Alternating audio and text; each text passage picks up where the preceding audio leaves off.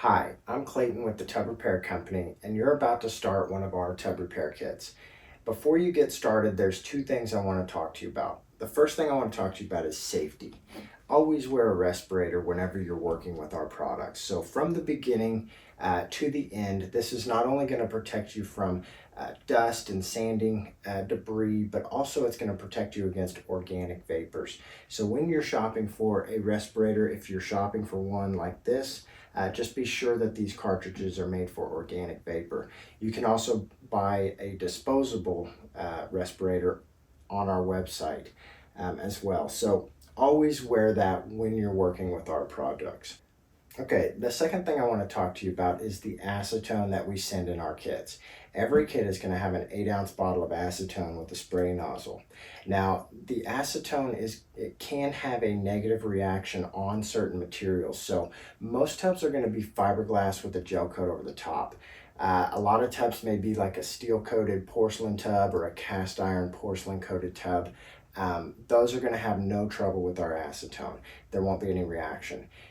Some of the newer tubs, some of the acrylic tubs, there's some plastic tubs out there, and then there's also a new material called a polystyrene tub. The acetone, if it gets on these materials, it can melt those materials, so you want to be careful. Now, if you have a tub that is made of one of these composites, you still can do the project, but you want to be aware of that going in. So you are more careful where this acetone gets, where maybe some reducer or catalyst gets. All of those products can have a negative impact on the surface of the tub. So one way to test that is going to be to take the acetone, spray it on a paper towel, and then wipe that paper towel on the damaged area. Use a fair amount of acetone on that paper towel, get it nice and wet, wipe it on the damaged area, and then if it gets sticky, almost like it's melting the surface, then you know what you're dealing with. You're dealing with probably a plastic or a polystyrene or something like that. So we recommend that being the very first thing that you do before you start your project at all, is to test your acetone on the damaged area and see how the surface reacts to the acetone. This will save you a little bit of a headache. Now, if it has a negative reaction, basically what you want to do is you want to be careful where any of the other product gets, and you want to keep all of your work really close to the damaged spot. So anytime you're matching color, you do swatches, do them right next to the damage. Anytime that you're wiping anything with acetone, you want to be wiping right around the damage and not all over the tub. So if you have any questions about the material of your tub, feel free to give us a call. We can take a look for you. So we'll talk to you about it. We might ask you to send us a picture. And then we just want to make sure that you know what you're getting into before you start your project. So you can definitely repair all materials with our products, but you just want to be careful with some of them. So that's it. Thank you very much, and good luck on your project. You're about to start our floor crack repair kit. Now, before you get started, I want to go through this kit and everything that's included in it. So here we go. Now, the first thing that's going to jump out is going to be 2 cans of floor support foam. This is obviously to support your floor, and you do not have to use all of this, and we'll talk more about that in the instructional video. The next thing that's going to pop out is going to be a bag.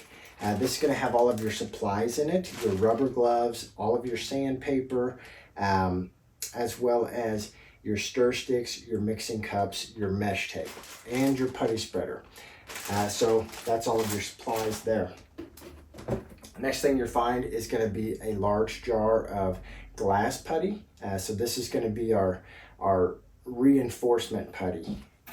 The next thing you're going to find is going to be a smaller jar of finished putty. This is going to be a finished putty to give your repair a nice smooth finish. Then you're going to find a box. In that box, you're going to have a few things. You'll see a spray nozzle. This is to attach to the acetone. You're going to find a tube. This is going to be a tube of blue cream hardener, and there is enough in that tube to react both the finished putty and the glass putty. You're going to find 2 small jars, one of gold dye, one of black dye. These can be used to tint our resin if they won't reach the color of your tub. That happens about maybe 10% of the time that you actually have to use that. Then you're going to find a bag of supplies. So you're going to have a large bottle of acetone, and then you're going to have 4 colored resins: almond, gloss white, gold white, and gray white. And then you're going to have a reducer, a catalyst, and a primer. So all of that is in here. This is your coating material. Then finally, you're going to find a pre-valve spray system and then a backup sprayer. So this is a full pre-valve spray system with the glass jar. And then we also include a backup sprayer in case you need it, in case your initial sprayer malfunctions or anything. We don't want you to be stuck on the project. So that's really it. We'll dive into everything on how to use these products in our instructional video, but feel free to give us a call if you have any questions. Okay, here's the ideal setup of equipment. You've got a vacuum, a 5-inch orbital sander, a blow dryer. Then we have an extension cord and a 3-prong splitter. If you have this set up and you have everything plugged in, this is going to make your project go very smooth. All right, what's up guys? Thanks for purchasing our floor crack repair kit. We're going to be talking about this today, and then we're going to go into a hands-on instructional video where I actually walk you through a repair as well. But I want to essentially tell you what you're about to do and then show you how to do it hands-on, and then we'll be with you every step of the way. You can also call our customer service. You'll talk to me or another tub repair professional that can help walk you through your repair if you're uncertain about anything. Oftentimes we'll have you text us pictures of your repair. We can even FaceTime and see what you're about to get into. So don't be worried about this. This is, it's a project, but you're about to save yourself a lot of money. And we succeed on these all the time. So the biggest thing is to know what you're about to do. So let's get into that. Okay, with the floor crack repair kit, what you're going to do, the initial step that you're going to do is you're going to be drilling holes into your tub floor. And I want to talk to you about a few things. So in your kit, you're going to have 2 cans of foam. Okay, that's going to be more than enough to really fill. Once it expands, it's going to be more than enough to fill out about 18 inches by 18 inches and kind of create a base there. So it's really going to fix a lot of weakness in your tub. So one thing I want to talk about is when you're drilling your holes, there's things you need to feel for. Okay, so I've got a tub here, and what I've got is I've got the tub floor.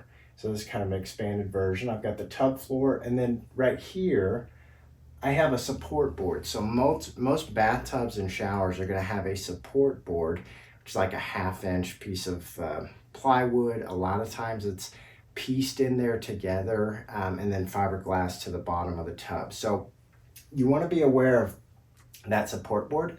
A lot of times there can be a small gap between the shower floor and the support board. I call that shallow layer support in our videos, okay? So you know what I'm talking about. And then down below that will be a bigger gap. A lot of times this is going to be anywhere from like 1, possibly up to 4 inches. Now the deeper the gap is, the harder it's going to be for that foam to fill up. It's going to be a bigger cavity. It's got to expand more, and it's just a harder thing to support. So most times you only have 1 to possibly 4 inches below your tub. As you're drilling your holes, your deep layer support, so you're going to drill all the way to the subfloor. Once you feel that subfloor and you kind of press on it, you'll know you're hitting something solid. You want to check and see how deep that is. If you can't feel the subfloor with your drill bit or the straw on the foam can, if you can't find the subfloor with that, you probably need to stop right there, get something a little longer and try to find that subfloor, a clothes hanger or something like that. That's what we recommend. Even before you purchase the kit, we're going to release some videos and instruct people to do that. But that's what we recommend, is find out how deep you're dealing with. Occasionally, now this is rare, but occasionally that subfloor will be missing. It could possibly be rotted out. If you've let your crack go for a long time and water's just been getting down there, it could be rotted out. Or sometimes on slab homes, if it's near the drain cutout on that concrete slab could actually drop down an additional like 4 to 6 inches. So the gap there would be too big. So in the event, if that ever happens, you can't find the floor, call us. Don't go any farther. You know, if you don't want to do the repair at that point, we'll take the kit back, refund your money, no problem. If you do want to proceed, we can try to help walk you through what would need to be done. And we've done that before, but just give us a call if that happens. So I want to talk about drilling the holes real quick, and you'll see it in the video. It'll make more sense, especially when you see it if we go through this. So let's say we've got about a 4 to 6 inch crack here. So you always drill out the end of each crack. So you want to put a hole there for sure. In this one, I'm putting deep layer support. So these O's are deep layer support, and then the X's are shallow layer support. So what I mean by that is on the O's, I'm drilling all the way to the subfloor, okay? And you find that subfloor, and it's gonna fill this gap and kind of spread out through there. But you also have to feel for the shallow layer support. So these X's are shallow layer support. And essentially you wanna fill that gap too, otherwise your repair is less likely to hold for the long term. So be aware of that, take your time. The key is you're using a 5/16 inch drill bit, and you're just gonna drill your deep layer first, find that subfloor. As you're going through, go slow, don't just pound right through it, but go slow. As you get through the tub floor, you should feel possibly a small drop, maybe a 1/4 inch, and then you'll hit a little bit more resistance, and then that'll be that support board, and then you go through that, you'll feel a larger drop and you'll hit the subfloor. That is generally what happens. So feel for it. Now, a lot of people say, well, my foam didn't come snaking out when I was filling the deep layer support. That's probably going to be true. In the deep layer support, that foam has enough area to spread, and it's not going to shoot back up. Now, on the shallow layer support, it is more likely to shoot back up. Now, when you're pumping your foam, let's say you're pumping deep layer support here and you've got your other holes drilled, watch those other holes. If you start to see that foam going over in that direction, you're probably good. Move over to that one, spray a little bit, and just spread these out. Now, it's going to be better, especially if you're working on a small repair. You don't have to use your full can. One full can is going to be about, almost a 8 by 8, inch, depending on how deep the gap is. Blob of foam, and especially when it expands, it's gonna support about a 8 inch by 8 inch area. So you do not have to use both cans of foam. In fact, if you put too much foam down there, it would take longer for it to set up. One thing you can do is, if you get a lot of foam down there, you don't feel like it's setting up very well, is you can take a space heater in your bathroom and make sure that bathroom's nice and warm.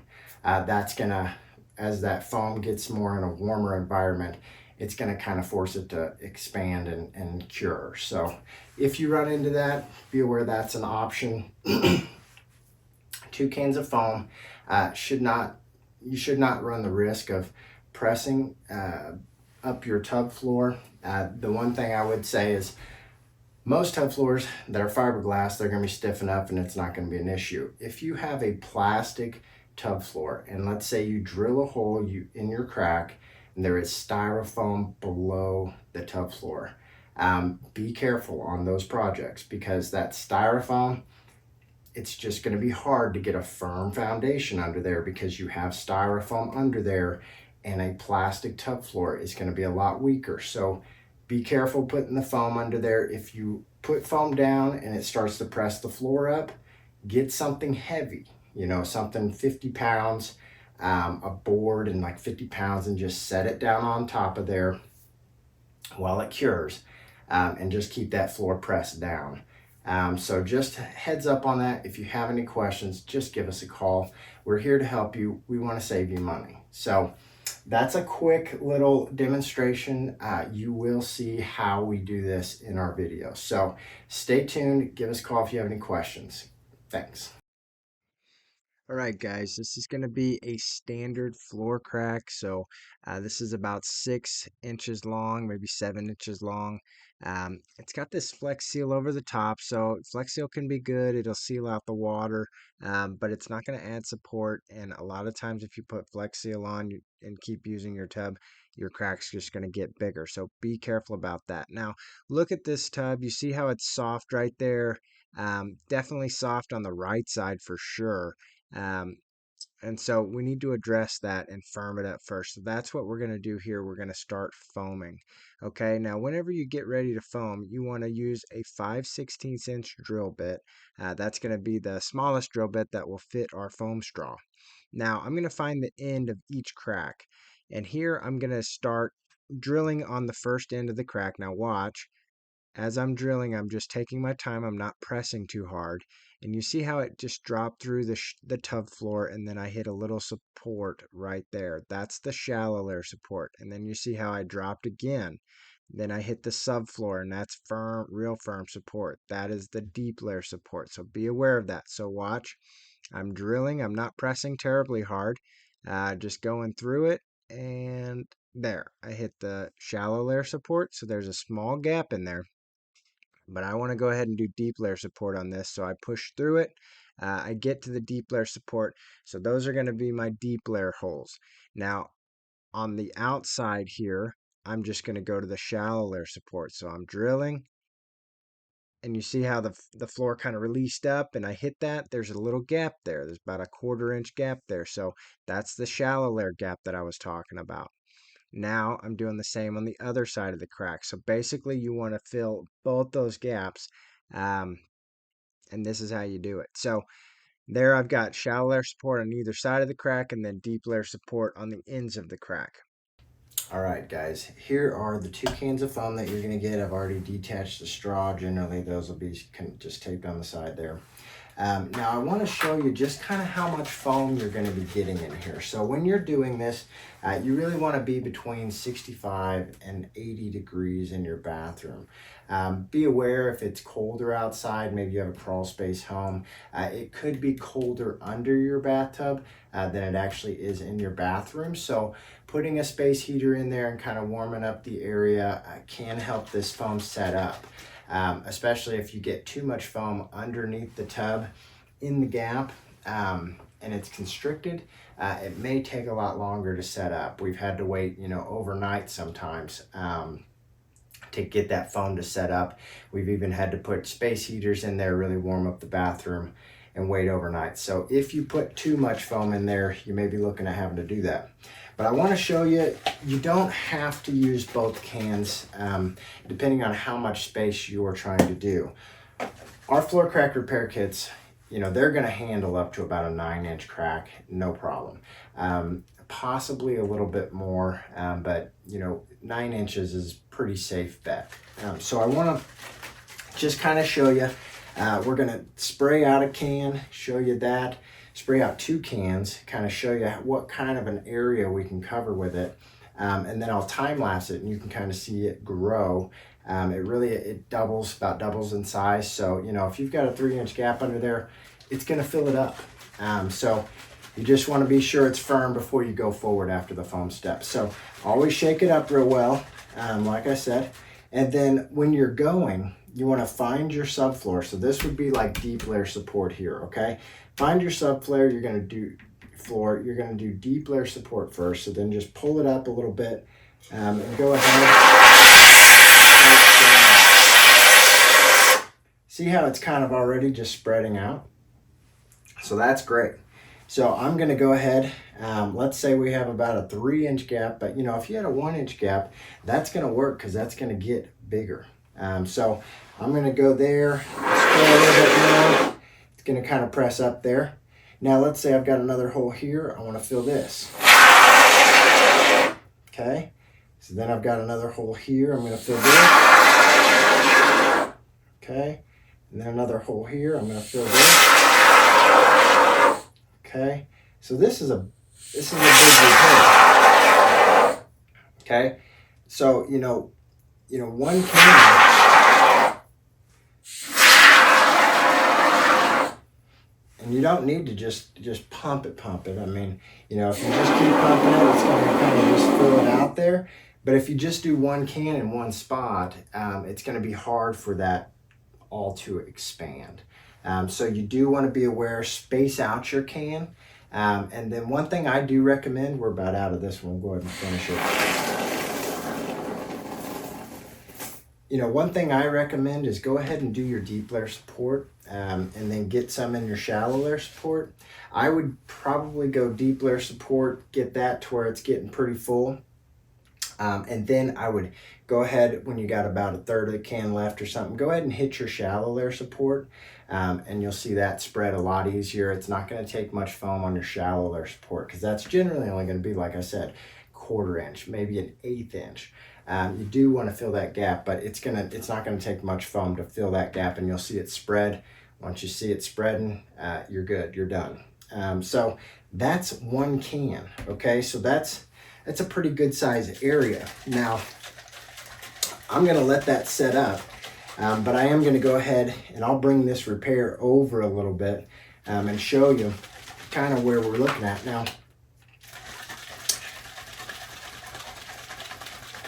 Now, like I said, a lot of times, sometimes people will, they'll shoot like 2 cans like in one hole, and you don't want to do that.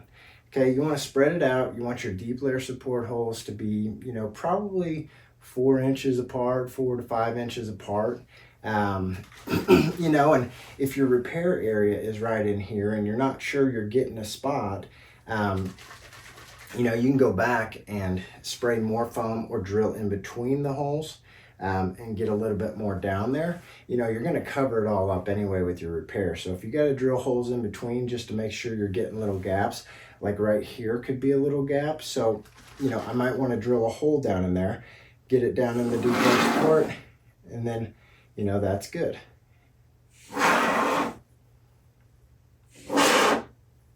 See, it doesn't take much. And then, you can even go over here, spray it. See, what I like about our foam is that our foam actually spreads better than any other foam that we found on the market. Most foams, the way they're pressurized or the way they come out, they're going to shoot and they're going to just bubble, like just create a mound. Ours actually spreads, so I love that about our foam. And see, I've got about 2/3 of a can left. This is really covering a lot of area. Now, if you've got, kind of a deeper gap, might go back around, make sure you're getting, all of it filled up.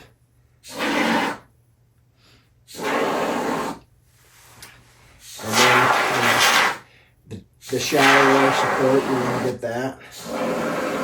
But this, I'm essentially just showing you like 2 cans of foam.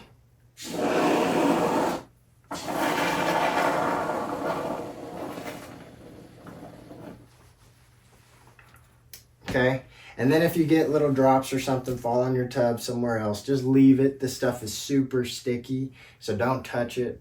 Just, like that, let it dry, come back in a couple hours. It's going to be expanded, it's going to be hard, it won't be sticky. Just pop it off, it's no problem. So, this kind of gives you an idea. This would be like 2 cans. It's really going to spread a lot. So if you have like a 1-inch gap down there, you're probably not going to need to use the second can. So be aware of that.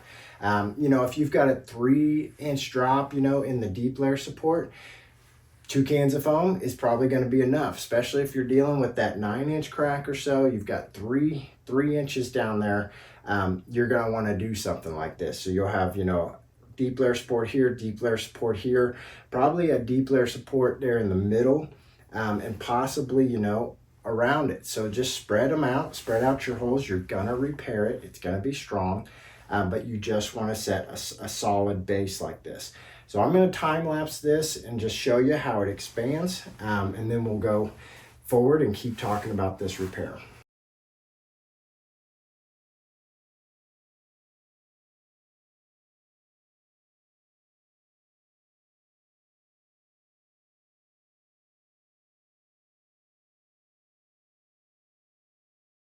Okay, so this is 2 cans. It's been 2 hours. So that time lapse you just saw was 2 hours. Okay, it's pretty set up, but it's not fully set up. So it should be a lot firmer whenever you go back to work on your project.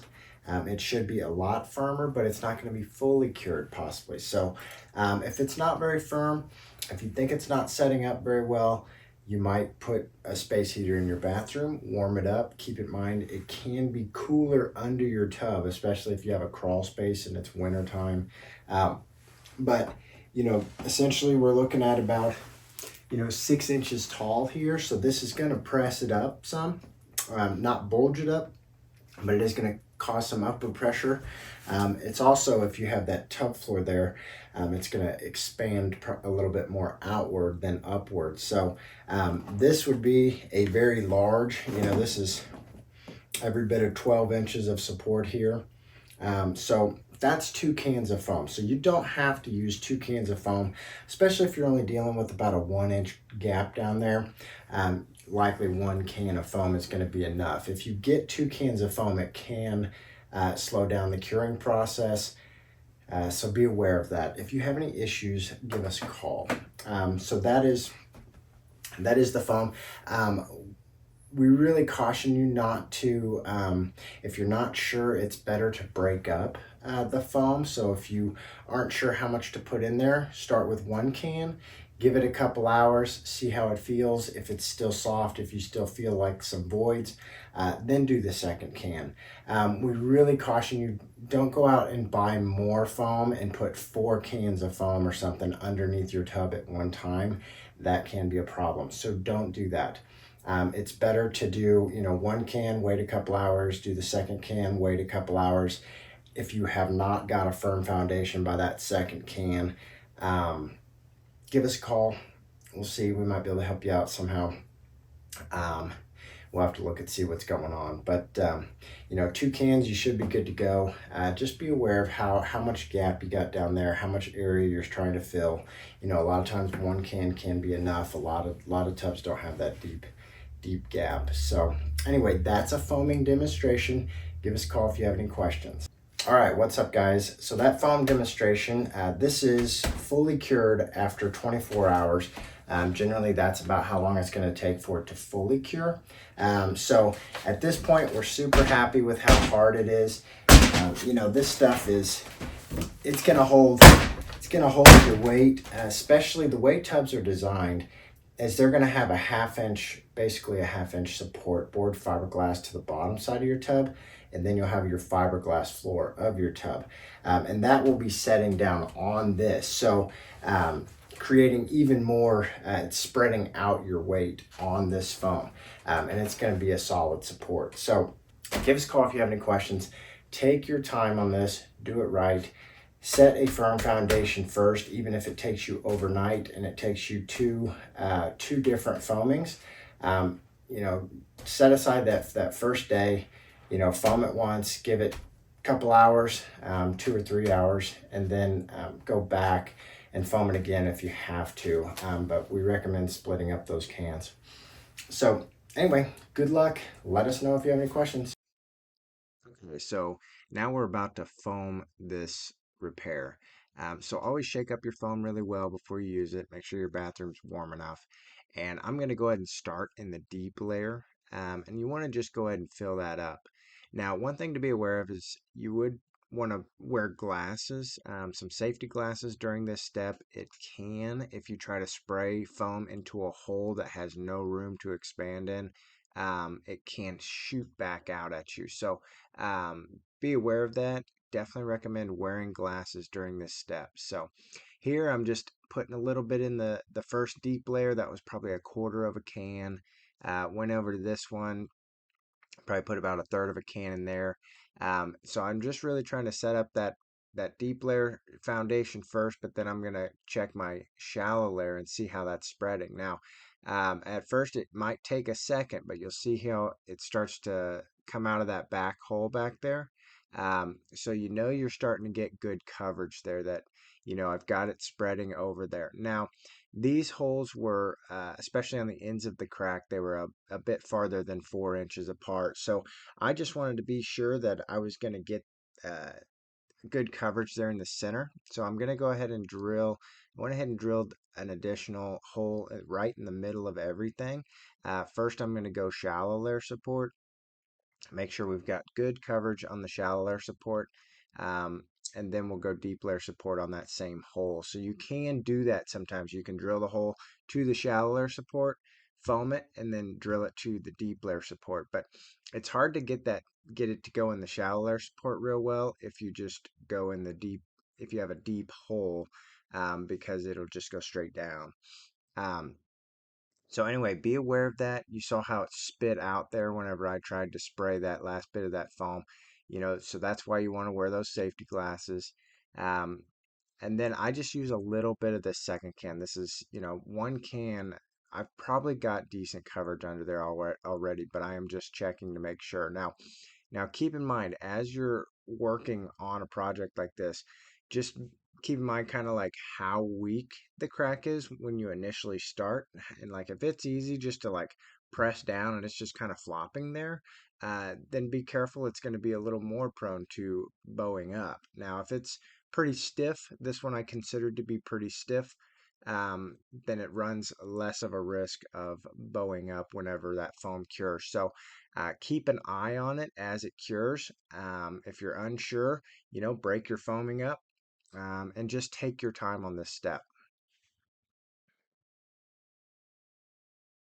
Okay, this was after about 2 to 3 hours of letting it set up, and now I just come back and check it. Okay, and it felt firm. Everything was good. The bathroom was warm, so everything was setting up, as it should.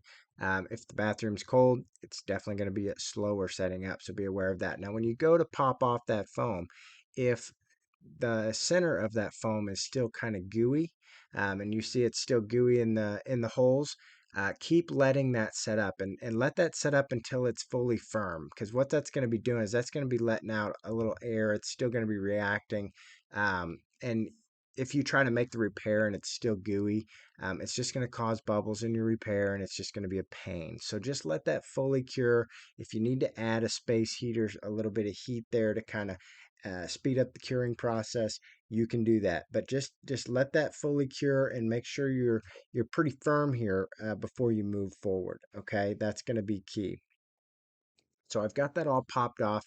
The floor is firm, and now I need to go ahead and make the repair. So I'm going to grab my 80 grit sandpaper. I'm going to use my orbital sander. I'm going to hook my vacuum to it. Um, and then I'm just going to prep this surface here. So um, when I prep this surface, one thing what you're trying to do is on a floor especially is you're going to have a lot of times some sort of traction control. You're going to have some contours on the floor. You want to sand that smooth. Um, if you don't sand that smooth, the glass putty is not going to adhere as well to the surface and it's liable to pop off. So I'm sanding that smooth. I'm sanding the crack down. If there's a lip on your crack, just sand that down and really just make this a nice smooth area. And you see how I'm going outside beyond the crack and beyond the holes because when I make this repair and I add the glass putty to it, it's going to be thicker in the center, right where the crack is, and then it's going to kind of feather out to the edges. So that's what I'm doing. I'm keeping that in mind as I go forward, and I'm just sanding it smooth, making sure to get all the contaminants off the surface as well as the traction, and then I'll be ready to move on to the next step.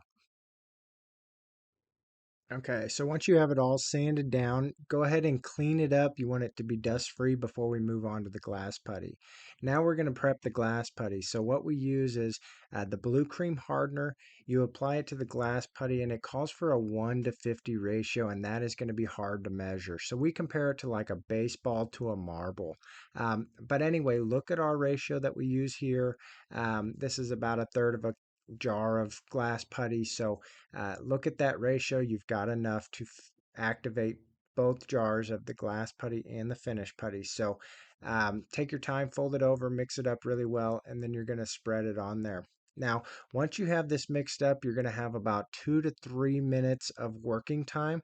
That's going to kind of depend on how warm of an environment you're in. But Take your time. Basically, you want to feather out the edges, make it a little thicker, maybe an eighth inch or a quarter inch in the center, and then feather out those edges. And the better you feather the edges now, uh, that'll save you some sanding time in the future. Now, once you have this where you want it, you do want to give it a full 30 minutes to cure before you do the final sand. Now, occasionally, you may want to do multiple coats. So you might want to apply 2 or 3 coats of the glass putty, and we don't recommend actually trying to activate and use all of the jar at once. So if you are having working with a big repair, we recommend breaking that jar up into about 3 parts, maybe 4 parts, and applying multiple coats. So if you're doing that, you really just have to let the coats cure for about 10 minutes, firm up a little bit before you add that next coat. So we'll talk more about that, but in the meantime, you've got to let that set up for 30 minutes. So how we go through our repairs is while we're letting that set up, we match the color. Now, you don't have to do it like that. You can save matching the color and making your coating until the very end. So if you want to step away while the glass putty's setting up, finish out the repair, and then come back and actually match the color, that's no trouble. So what I'm doing here is I'm really just trying to identify what is my base color. And my base color is going to be whichever one is probably on the light side of the tub color, but it's probably got the right shade. So the first one I did was gold white, the second one was gray white, and then the third one here is almond. So you see the gold white, it's lighter, but probably a little bit more the right shade. The gray white definitely has a grayish tint to it, so that's going to be a little difficult.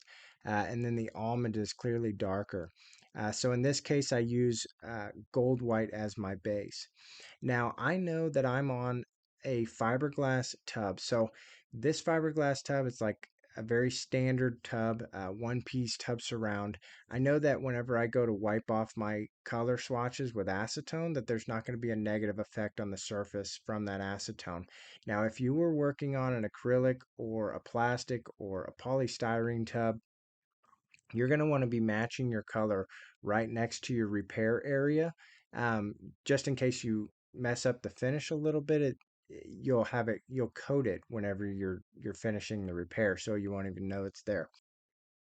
Okay, so here I'm just going to start building up my batch, and I want to achieve the actual color that I'm going for by the time I hit 1 ounce. Now, even if I think I'm going to be making more than 1 ounce, I want to hit that color by 1 ounce so I know how to get there. And building up a larger batch is going to be a lot easier, and I don't run the risk of burning through all of my product trying to achieve the right color. So here I've started out with about half an ounce of gold white, and then I've added a little bit of almond to darken it down. And so when I do this, the process for doing each swatch, and this is just how you got to do it, is stir it up real well, clean that stick off, and then take a clean dip of the product and then do your drop. Put that on the surface, spread it around till it starts to get sticky, and then blow dry it for about 10 seconds. And it's going to darken about 5 shades as it dries. So you're going to see the more of the true color. And that's what you want to do every time you adjust that batch. So here it was still a little light.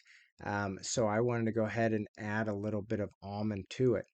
Um, and so take your time on this. This is really key to making this repair look good. And our color systems can really hit most tub colors. So most tub colors are going to be between like a gloss white or an almond. And so, 90% of the time, you're going to be able to hit the tub color pretty much spot on with just using our resin. So the key is just to go slowly. Don't add too much product at once, and really do your swatches, make your adjustments, and then work your way there, and slowly build up your batch. That's going to be really key to getting this spot on. Now, one thing to know is that occasionally, let's say you're doing this swatch, and I think in this case, it kept just looking a little gray. Okay, so one thing to keep in mind is that gold and gray are going to counteract each other. So I felt like it was just a little gray, and I wanted to demonstrate how to use the dyes because about 10% of the time you might actually have to get into either the black or the gold dye to try to extend that range a little bit, especially on older tubs. They might have just kind of a faded golder look to them. So anyway, what I'm doing here is I'm actually going to dilute the dye before I put it into my batch, because if you add the dye directly to your batch, you're going to throw your product way off. And you don't want to do that. So what I've done here is I've got about a half ounce of gloss white in a separate cup.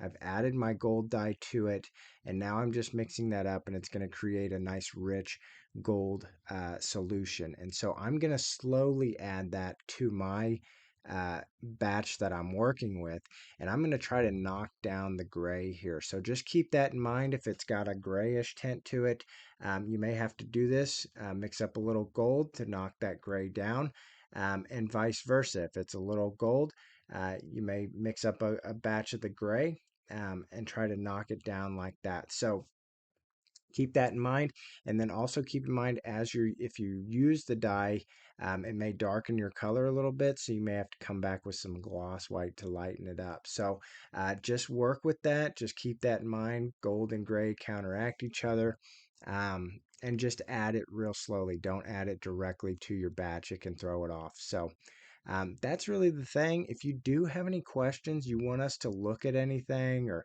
maybe you're going through it and you're unsure, give us a call. A lot of times we can help over the phone, and we've even FaceTimed people who are doing repairs. So give us a shout. We're here to help you, okay? Okay, so now we're going to be prepping our coating. So there's a few things you want to know. First thing is, when you take that pre-vat out of the box, you want to pull that filter cap off of the straw. Second thing is to take note where that vent hole is. When you go to spray, you want that vent hole facing up or back towards you, and not down towards the tub floor.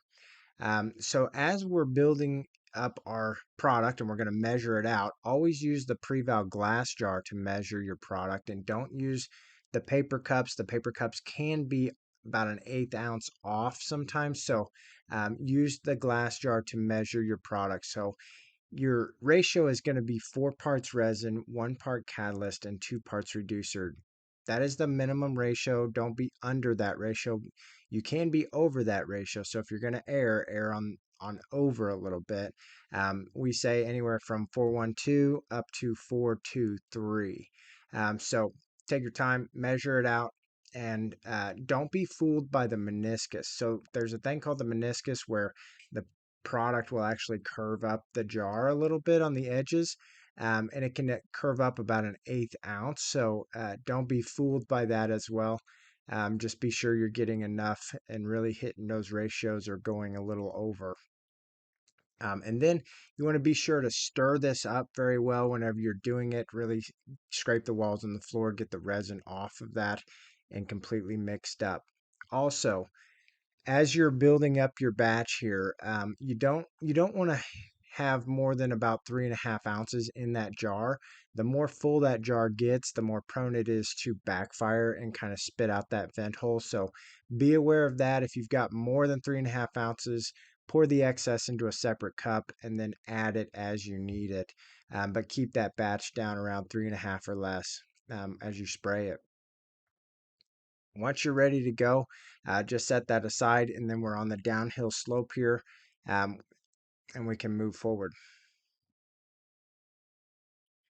So the next thing we're going to do is, I've got the coating mix built up, and now I'm ready to sand my glass putty. So I've let this cure for at least 30 minutes. The glass putty is no longer warm to the touch, but it's back to room temperature. So if it's been 30 minutes, but that glass putty is still warm to the touch, continue to let it cure until it cools off. Then once you're ready to go, use your 80 grit sandpaper.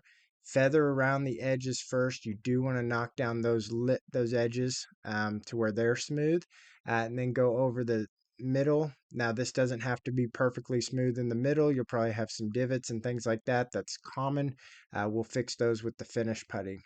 The main thing is you want to have some girth and some durability in the center, and then you want to feather down the edges. This is really as structurally sound as your repair is going to be after this. So be sure you're happy with how firm it is before you move forward. Okay, so once you finish sanding, you're going to want to test your durability at this point. This is going to be as strong as your repair is going to be. So if you need to add more glass putty, or by chance you feel like you need to add a little foam, now is the time to do that before you finish out this repair. So take your time on it. Once you're finished and you're happy with it, wipe it down real well with acetone, and we'll get ready to add the finished putty and make it nice and smooth. Okay, so time for the finish putty. Same concept as the glass putty. It's 1 to 50 ratio. You've got enough hardener to activate it all, so uh, you don't have to overdo it.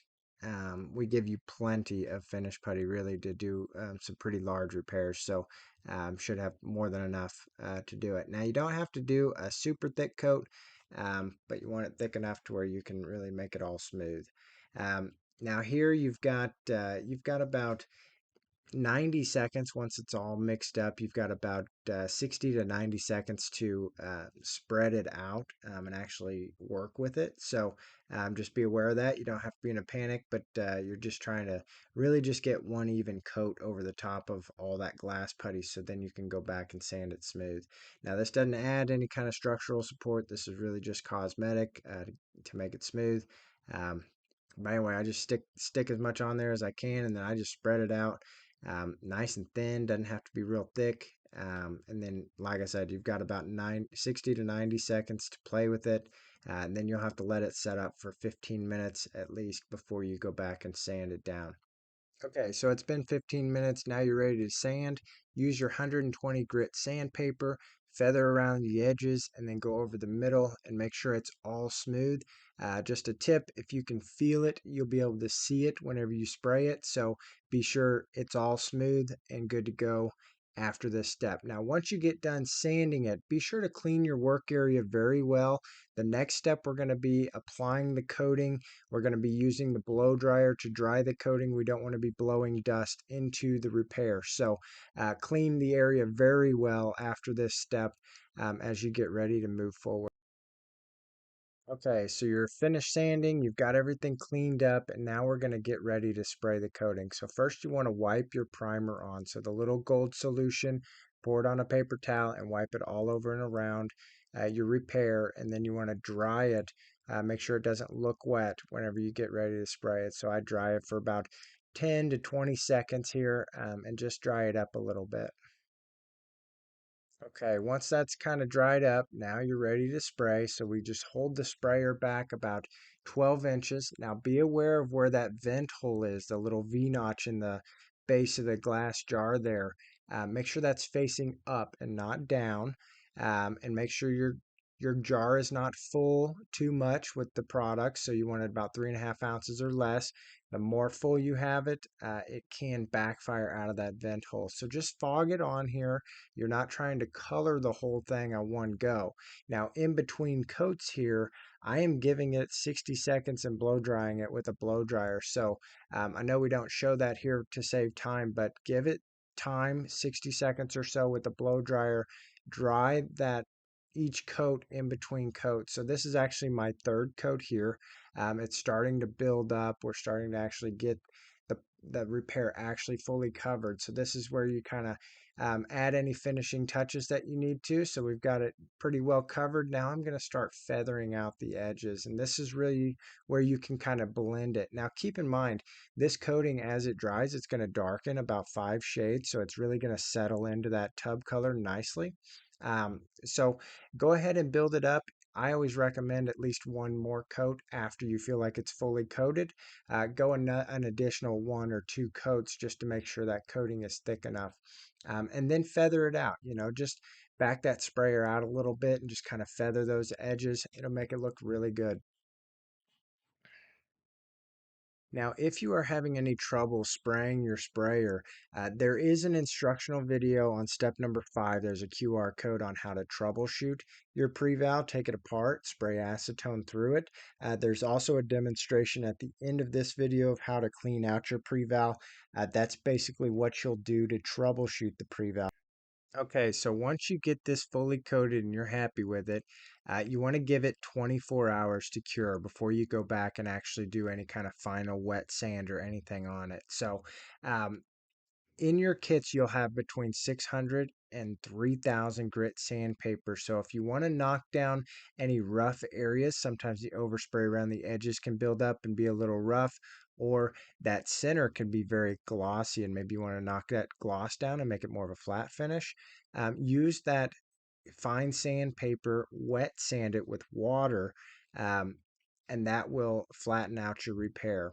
Um, so give it 24 hours to cure. Once it's done, going forward, you want to avoid using bleach to clean the repair. That can yellow it over time, so be careful with that. Another thing is you want to avoid any kind of perpetual standing water on the repair. So if you have a low spot in your tub and maybe water is being held on that repair, you want to be sure to let wipe that out or let the water drain out of that in between uses so it can actually dry out. If the coating stays perpetually wet, that can cause issues.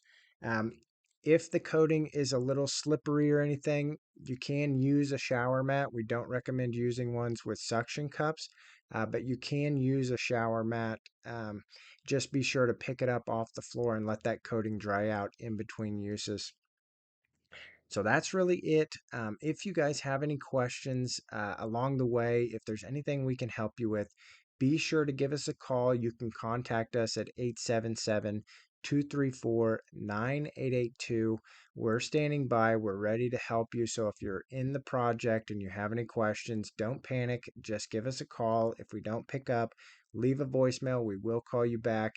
Um, at any point in this process, just don't panic. Just give us a call. So good luck. I hope we can save you a ton of money.